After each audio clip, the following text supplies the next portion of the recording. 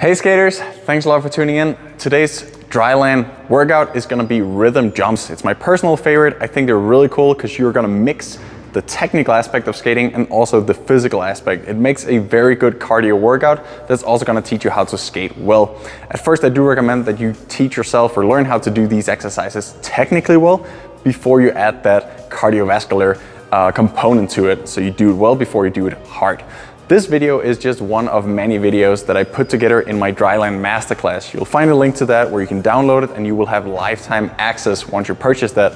In that Masterclass, I'm not just gonna show the exercises, but I will be explaining, or I'll basically make you a whole training plan on how you implement these in your actual training for skating.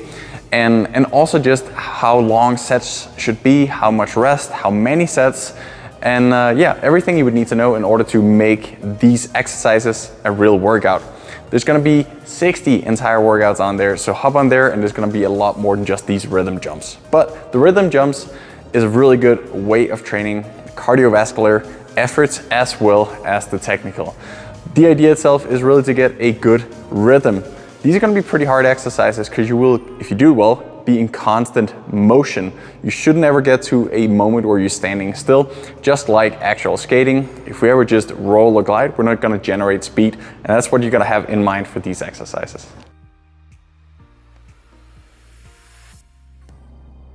Time to get to work. We're starting out with a classic, skate jumps. Skate jump takes a lot of coordination, and especially when doing it as a rhythm jump. Try and see if you can land low and use that power that you can generate all from the bottom of that position to create the next push. If you do this properly, you should be able to do it for much longer than just normal skate jumps. As you can see here, I try to use my arms, but yet in a relaxed and coordinated motion. The next one here is the double skate jump. Again, we're trying to make this a rhythmic session, so that little jump that you get there at first, try and use that to initiate the actual skate jump. You don't have to jump very high, and as you can see from the side view, I'm basically in the very same position, just using that first little hop as a preparation for the actual skate jump. Make sure that you keep everything aligned, especially with this little hop where it's very easy to tilt out of position. So if possible, do this in front of a mirror. Now the crossbacks. This exercise is really all about staying with your front facing forward, meaning no twisting. It is very easy, especially if you lack flexibility in the hip area, to let that cross-back leg pull you out of position, but try and stay low with it and really just use your hip to go under there, but keeping it straight forward, a bit like you would do when doing crossovers on your skates. The cross jump here is another one that demands a bit of coordination. Try this first without actually getting into position, just so you get that rhythm of it, and then move on to doing the full jumps. As you can see here, I don't really explode out of the position because, again, it is a rhythmic exercise. So try and see if you can get a good rhythm here and really just let your body weight fall into that position and practice how to catch it in a correct skating position, just like we did with the crossbacks a few seconds ago. The side push is a little more demanding, but again, try and make it a good rhythm, meaning that when you go from one leg to the other, make sure to not do a pause. As you can see here, I only jump to the side, so try and keep it all level and keep pointing forward. As you can see, that leg that's coming after, what we call the recovery leg, is very relaxed and simply just gliding in. And the second it comes close to the other leg, you can start initiating another push. Try and get as much out of your arm swing as possible without twisting the upper body. So when you jump to the side, lead with the hip first and let the rest follow. Here we got the outward hops. This, especially if you're trying to do a double push or you're an inline skater, is a great exercise.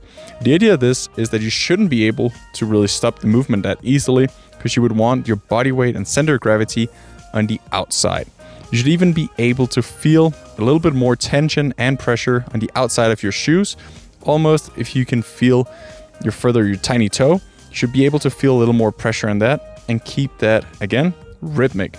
So small jumps here. You can see from the side view, I maintain that position through the entire exercise. So it's not about jumping high or jumping far. The lower you can be and maintain that low position, the better it is. You can also do it with your arms in the back if you want to be a little more challenging and still work in that rhythm control. Here's the in and out. It's more of a physical exercise than a technical exercise.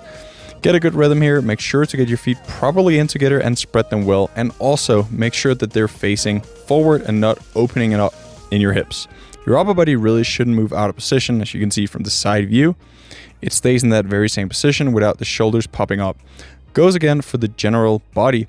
Shouldn't be extensions here, should just be in-outs. Here's a hard one, scissors. This one is very challenging and you're definitely gonna feel your calves. Make sure to try and get that knee all the way to the ground and keep your legs sort of close to each other. You don't want to reach too far back with that leg, so you can keep your hips under your center of gravity. As you can see here, my upper body isn't moving. You're totally allowed to use your hands and your arms as long as they're not pulling your upper body too far up or to the sides. Here's the skater shuffle, another intense exercise. As you can see here, it's not about going really far, it's not about making full extensions, it's about feeling that weight transfer and being quick and light on your feet. Make sure to constantly keep your hips under and don't reach too far out with the leg, but instead simply have your feet following your center of gravity. Now keep it smooth, keep it level to the ground, and as you can see, I am not getting any higher as I go through this exercise. You'll notice how I slightly step a little ahead of myself. Make sure to also drive your hips forward with that. It is definitely okay, and I even advise that you move a bit forward as you would do on skates, pulling that leg through.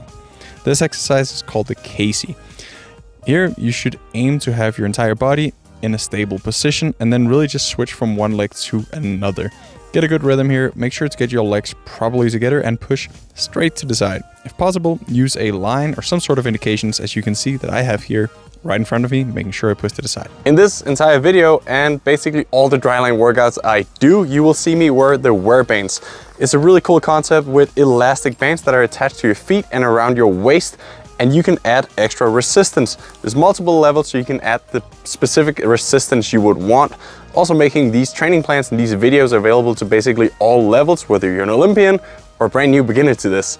I am going to throw a link down below in the description, and I suggest all of you to get a pair of these, then you get a nice discount using the code below.